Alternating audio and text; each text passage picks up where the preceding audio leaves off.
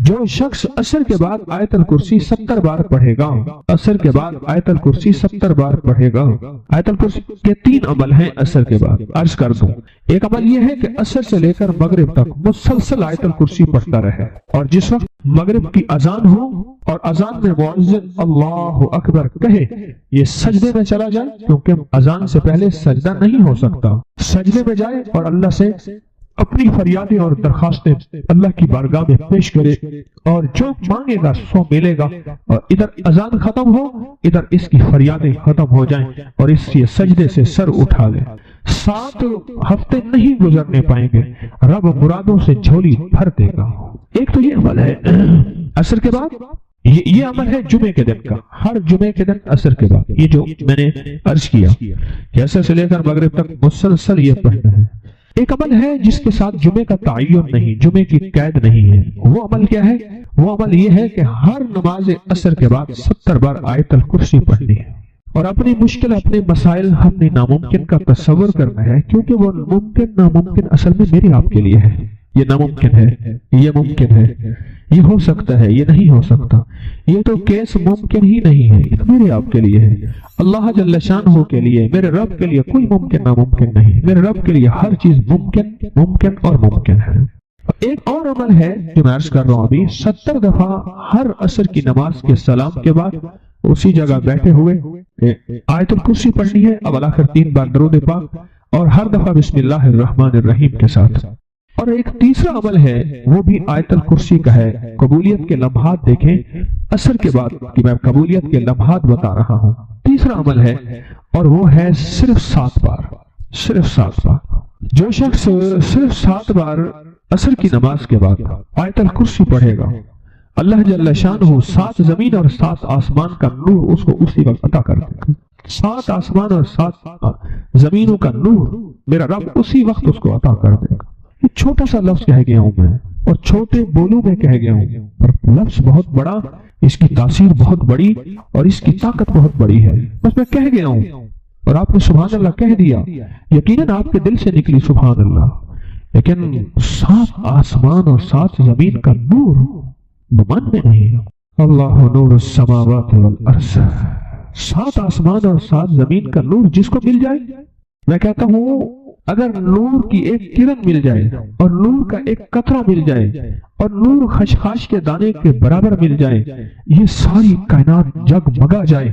غاروں کے اندر اور سمندر کے نیچے کائنات کی آخری تاریکی ہے، بہت اندھیرا ہے سمندر کے نیچے، سائنس کہتی ہے سمندر کے نیچے میلوں گہرا سمندر نیچے، وہاں بھی نور ہو، اور وہاں سمندر کے نیچے کالا پہاڑ ہو، اور کالے پہاڑ پہ ایک کالی چونٹی چل رہی ہو، اور کالا کیڑا چل رہا ہو، اس کے قدموں کی آہٹ، اس کی چلنے کی کیفیت اور اس کا انداز اب سارا کا سارا دیکھ لیں گے جب یہ کیفیت ہو۔ کون سی؟ کہ نور، ایک صرف خشخاش کے دانے کے برابر نور اللہ جل شانہ کا اگر آ جائے، اور جس کو کائنات کے 7 آسمان اور 7 زمین کا نور مل جائے۔ نماز عصر کے بعد صرف 7 بار آیت الکرسی پڑھیں۔ اب بولیں 7 بار آیت الکرسی پڑھنے میں کون سی دیر لگتی ہے؟ ایک وظیفہ ہے جمعے کے دن عصر سے مغرب تک آیت الکرسی پڑھتے رہیں، گڑ گڑا کے، بھیکاری بن کے، محتاج بن کے، اپنے مقصد کا تصور کر کے، اور جس وقت مؤذن اللہ اکبر کہے سجدے میں اللہ سے فریاد۔ جو صبح اور شام یہ 3 صورتیں پڑھ لے، فرمایا یہ تمہیں ہر چیز سے کافی ہوگی۔ حضرت عائشہ صدیقہ رضی اللہ تعالی عنہ سے روایت ہے کہ آپ نے فرمایا جب بستر پر سونے کے لیے تشریف لاؤ، اپنی دونوں ہتھیلیوں کو اکٹھا فرماتے۔ آپ جب بستر پہ سونے کے لیے تشریف لاتے، اپنی دونوں ہتھیلیوں کو اکٹھا کرتے۔ اب آپ دیکھیں یہ عمل ہے۔ ایک بندہ کہتا ہے کہ ہتھیلیوں کو اکٹھا کرنے کی کیا ضرورت ہے، ایسے ہی پڑھ لے۔ یہ ابکری والے یہ عمل کہاں سے لے آئے ہیں؟ اس کی ناواقفیت ہے، اس کے علم کی کمی ہے۔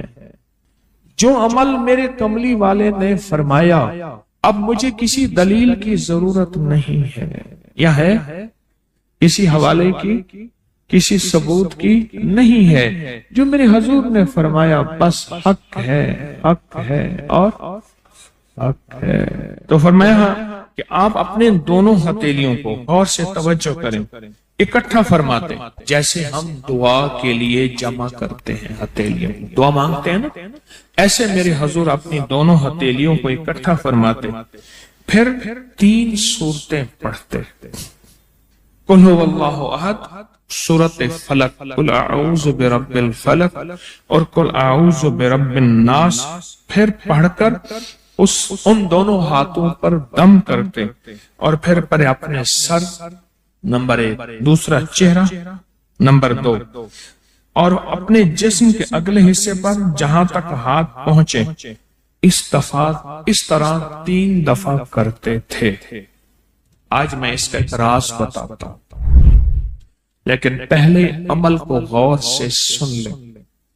آپ دعا کے لیے ہاتھ جیسے کرتے ہیں سوتے ہوئے ویسے کریں گے، کر کے ایک بار قل هو اللہ پوری سورت، ایک بار سورت فلق پوری سورت، اور ایک بار سورت ناس پوری سورت، ٹھیک ہے؟ پڑھ لی، ہتھیلیوں پہ دم کیا، دم کرنے کا پہلے سر پر اوپر سے شروع کرتے حضور، سر، چہرہ، چہرے کے بعد اپنے جسم کے اگلے حصے پہ جہاں تک ہاتھ پہنچتا، پھر پچھلے حصے پہ آپ پھیرتے، اگلے حصے پہ پھیرتے، پھر دوسری دفعہ ایسے کرتے، ہاتھ پھیلاتے، دونوں ہتھیلیاں، پھر یہ 3 سورتیں پڑھتے، پھر ایسے کرتے، پھر تیسری بار، تیسری دفعہ بھی ایسے کرتے تھے۔ اس کے فائدے کیا ہیں؟ میں فائدے بتاتا ہوں۔ ابن عباس سے روایت ہے کہ جو شخص سوتے وقت قل هو اللہ اور معوذتین فلق اور ناس 3 بار پڑھ لے، اگر اسے اس رات موت بھی آ گئی تو شہادت کی موت مرے گا، اگر زندہ رہا تو گناہوں سے پاک کر دیا جائے گا۔ سوتے وقت یہ عمل 3 دفعہ کر لے۔ اور عبداللہ بن خبیب سے روایت ہے، فرمایا جو صبح و شام 3 بار قل هو اللہ اور معوذتین پڑھ لے، مثلا 3 دفعہ قل هو اللہ، 3 دفعہ فلق اور 3 دفعہ ناس، یہ صورتیں، فرمایا جو صبح شام پڑھ لے، صبح شام۔ یہ اور روایت ہے، پہلا عمل ہتھیلیوں کو سیدھا کر کے 3 دفعہ کرنا، پہلا عمل وہ ہے۔ دوسرا عمل یہ ہے کہ جو صبح اور شام یہ 3 صورتیں پڑھ لے۔ اب اس کے کمالات سنیں، فرمایا یہ تمہیں ہر چیز سے کافی ہوگی، بس اب تمہارے لیے اللہ کافی ہو گئے، اب تمہیں کسی چیز، کسی پریشانی، کسی دکھ، کسی تکلیف، کسی ناکامی، کسی مصیبت کو انشاءاللہ آنکھوں سے نہیں دیکھو گے۔ یہ جو ہم دعا کے لیے ہاتھ پھیلاتے ہیں یہ دراصل کشکول ہے کہ مولا میں خالی ہوں، میں فقیر ہوں، میں منگتا ہوں، میں پیاسا ہوں، میں عاجز ہوں، اور تو شہنشاہ ہے، مجھ فقیر کو عطا فرما۔ ہم دعا کے لیے ہاتھ پھیلاتے ہیں تو 2 بندہ دونوں ہاتھوں میں دعا کے لیے ہاتھ پھیلاتا ہے اور پھر یہ 3 صورتیں پڑھ کے پھونک مارتا ہے، ان تمام 3 صورتوں کا نور، اس کا سرور، اس کی برکت، اس کی رحمت اور اس کی عطا اس کے ہاتھوں پہ آتی ہے، پھر اس ساری عطا کو اپنے پورے جسم پر پھیرتا ہے، تو ایسے ہے اس کے پورے جسم پہ ایک نور کا حصار، دیوار، ایک نور اس کے جسم پہ، پھر اس کو دنیا کا کوئی حسد کا تیر، کوئی جادو کا تیر اس پہ وار نہیں ہوتا، کوئی دشمن کا ایسا تیر جو انتقام کا ہو، ناکامی کا ہو۔ تو عاشق کے نظام اور ساتوں نظام کے اوپر اللہ کی رحمت جو ہوتی ہے، جو نور ہوتا ہے، جو برکتیں ہیں، جو خیریں ہیں، جو عطائیں اور سعادتیں ہیں، وہ سورۃ فاتحہ پڑھنے والے کے برتن میں، جھولی میں وہ ساری جمع ہوتی ہیں، اوپر آتی ہیں، پھر اس کی جمع ہوتی ہیں۔ جتنی بھی کائنات میں نور ہے، 7 آسمانوں میں نور ہے، خیریں ہیں، رحمتیں ہیں، برکتیں ہیں، وہ نور، خیریں اور رحمتیں، برکت جس سے لوگوں کو روٹی ملتی ہے، رزق ملتا ہے، لوگ آفتوں اور بلاؤں سے بچتے ہیں، لوگ مصیبتوں سے بچتے ہیں، لوگ ناکامیوں سے بچتے ہیں، اور انسانیت پریشانی سے بچتی ہے۔ وہ رحمتیں اور کرم اور عطا اور فیض جس کی وجہ سے اللہ پاک مخلوق کو رزق دیتا ہے، بے زبانوں کو رزق دیتا ہے۔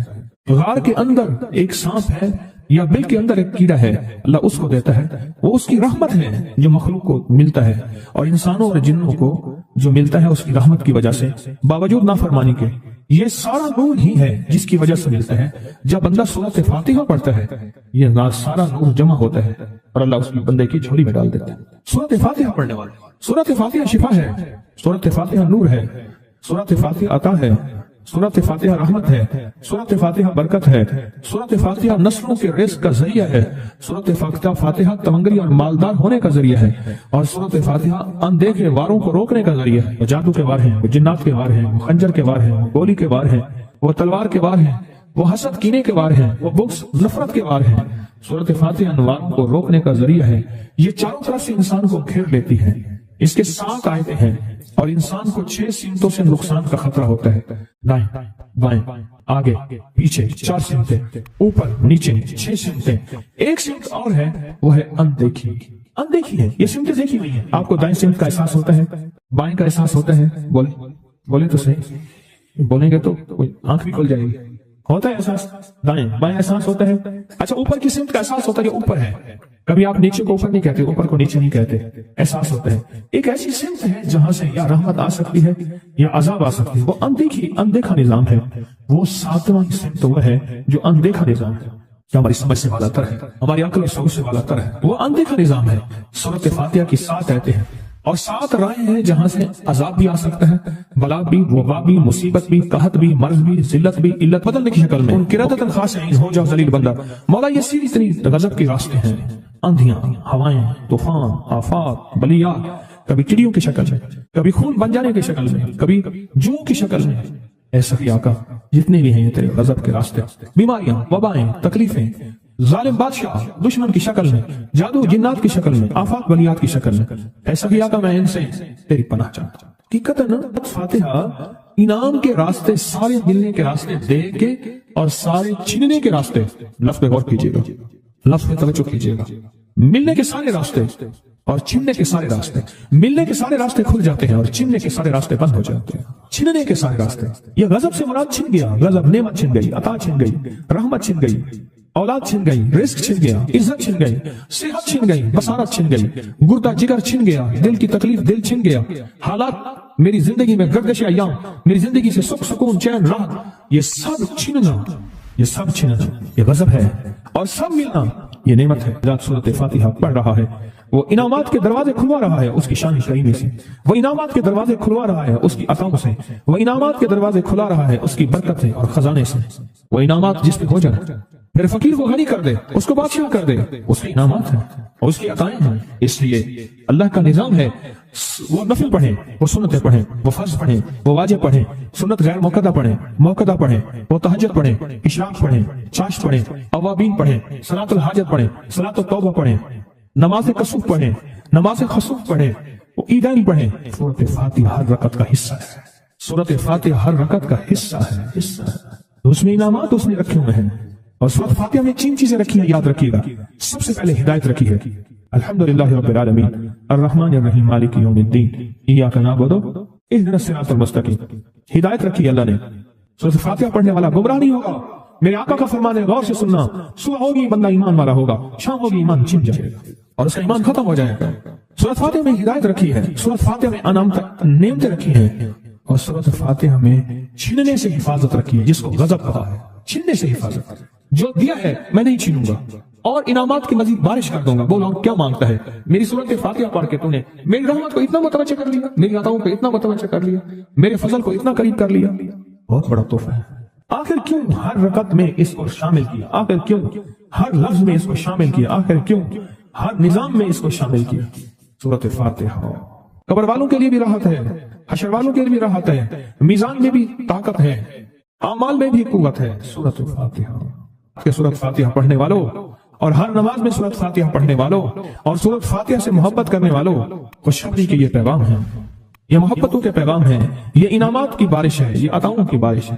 سورۃ فاتحہ اپنی مزاجوں میں، اپنی طبیعتوں میں سوچ کے بیٹھے کہ اللہ نے کہاں پہنچا دیا، اس تسبیح خانے نے کون کون سی سوغاتیں دے دی.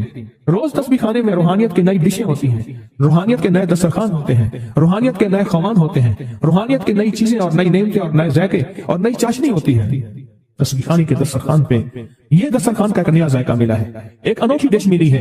تو اپنا نظام چلا رہے ہیں سورۃ فاتحہ کے ذریعے، اس سورۃ فاتحہ کے ذریعے زندگی کی ترتیب چلا رہے ہیں اور اللہ سے منوا رہے ہیں. منوا یہی راتوں کو سورۃ فاتحہ، یہی جو سارا دن تسبیح خانے میں اعمال تسبیح خانہ آپ کو کروا رہا ہے، منت کر کر کے یہی کر کے گئے تھے، یہی کر کے گئے تھے. آج ان کی نسلیں درباروں کے بجاوروں کے نام پہ، گدی نشینوں کے نام پہ، پیروں کے نام پہ، شہزادوں کے نام پہ، صاحبزادوں کے نام پہ آج ان کی نسلیں کھا رہی ہیں.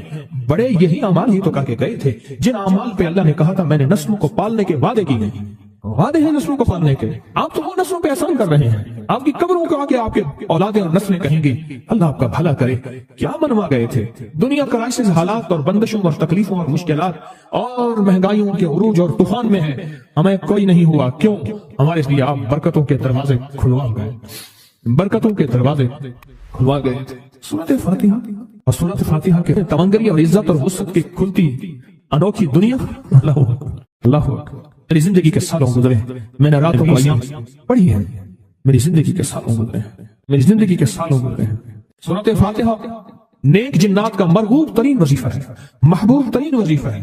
نیک جنات کا بہت مرغوب وظیفہ ہے سورۃ فاتحہ. نیک جنات بہت پڑھتے ہیں، بہت محبت کرتے ہیں. اور جو بندہ سورۃ فاتحہ بہت زیادہ پڑھے، بہت زیادہ پڑھے، بہت زیادہ پڑھے، بہت زیادہ پڑھے، سوچے میں نے اس لفظ کو کتنی دفعہ دہرایا ہے. نیک جنات اس کے دوست بن جاتے ہیں. کبھی جنات کو تابع کرنے کے لیے غلام بنانے کی کبھی نہ سوچنا. نسلوں سے انتقام لیتے ہیں. ان کی دوستی بہترین اگر خود بخود بنے تو، اور ان کی دشمنی بدترین ہوتی ہے. دوست بن جاتے ہیں، محبوب بن جاتے ہیں، محبتیں کرتے ہیں، الفتیں کرتے ہیں، نعمتیں اور حیرت انگیز تحفے. کیا بتاؤ سورۃ فاتحہ. تو سورۃ فاتحہ پڑھنے والوں کو مبارک. آج کے بعد اپنی زندگی میں سورۃ فاتحہ نہیں چھوڑیں. بس بات میری ختم، بس بات ختم. آج اتنی بات کافی ہے آپ کے. میں نے جو سورۃ فاتحہ کے کمالات آپ کو بتائے ہیں نا، مختصر بتائے ہیں، اتنی بات اس کو ذہن نشین کرنا، اس کو دل کی گرہ میں باندھنا.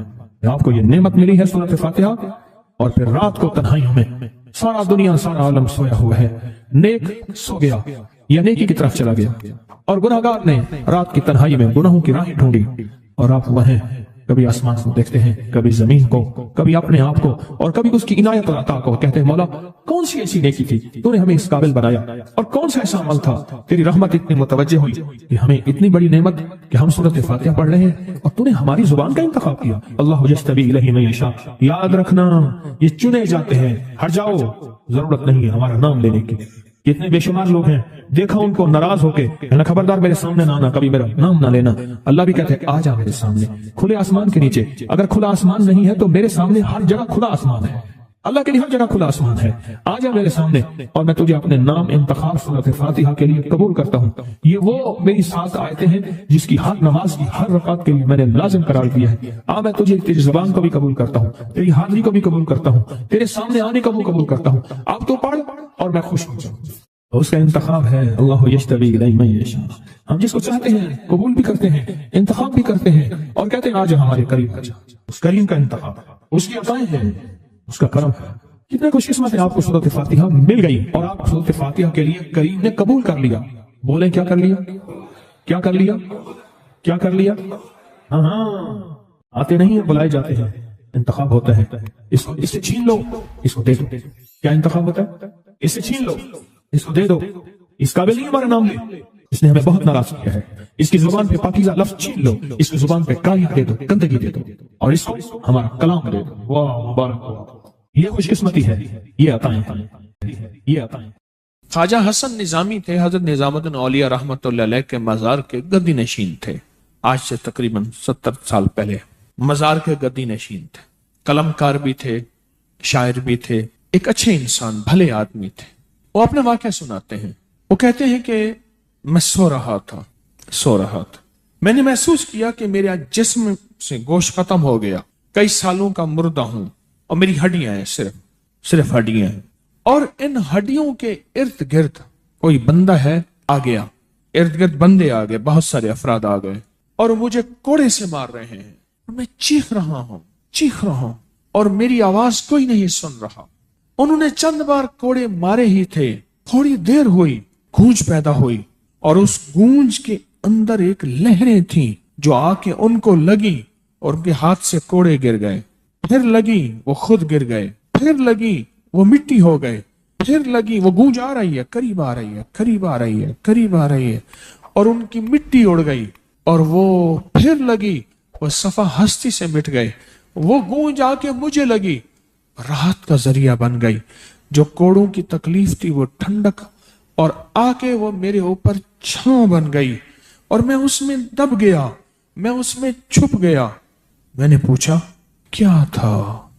کہا تیرے حاسد تھے، تیرے دشمن تھے، جادوگر تھے، ظالم تھے، تکلیف دینے والے، تجھے مٹا دینے والے، تیرے ساتھ انتقام لینے والے، تیری خوشیوں کو ختم کرنے والے، تجھے غم کے زہر کا پیالہ پلانے والے، تیری راحت کو چھیننے والے، تیری زندگی کو تلخ بنانے والے، تیری خوشیوں پہ خوش نہ ہونے والے، یہ سارے کے سارے وہ ظالم تھے۔ اور کہا یہ کیا تھا؟ کہا کسی بے چین کی دعا آئی تھی، تیرا کام کر گئی۔ کہا وہ کہاں سے آئی تھی؟ کہا تجھے خبر ہی نہیں، تو نے کسی بے چین کو راحت پہنچائی تھی، اور راحت اللہ کی بارگاہ میں اتنی وزنی بن گئی کہ اللہ نے اس کی دعا کو تیرے لیے راحت کا ذریعہ بنایا، تو نے اس کو راحت پہنچائی تھی، اس کی دعاؤں نے تجھے راحت۔ ہمیں دعاؤں کی ضرورت ہے، ہمیں دعاؤں کی ضرورت ہے۔ کہا سن لینا، آج ایک موتی دے رہا ہوں، ساری زندگی یاد رکھنا۔ کہا جو مرشد کی اور والدین کی سختیوں اور تلخیوں کے باوجود بھی دل سے تابعداری کرتا رہا اور خدمت کرتا رہا، مرشد کی اور والدین کی سختیوں اور تلخیوں کے باوجود تابعداری کرتا رہا اور خدمت دل سے کرتا رہا، اور میں اللہ جل شان ہوں اسے بغیر مشقت کی ولایت دیں گے۔ یہ مجھے کسی نے بتایا ہے، 100% بتایا۔ مرشد کی اور والدین کی سختیوں اور تلخیوں کے باوجود بھی 100% خدمت کرتا رہا اور تابعداری کرتا رہا۔ یہی الفاظ ہیں، اور یہی کے الفاظ یاد رکھیے گا کبھی پوچھوں تو۔ 100% خدمت کرتا رہا، تابعداری کرتا، سختیوں اور تلخیوں کے باوجود۔ اللہ اسے بغیر مشقت کے، بغیر محنت کے کیا دیں گے؟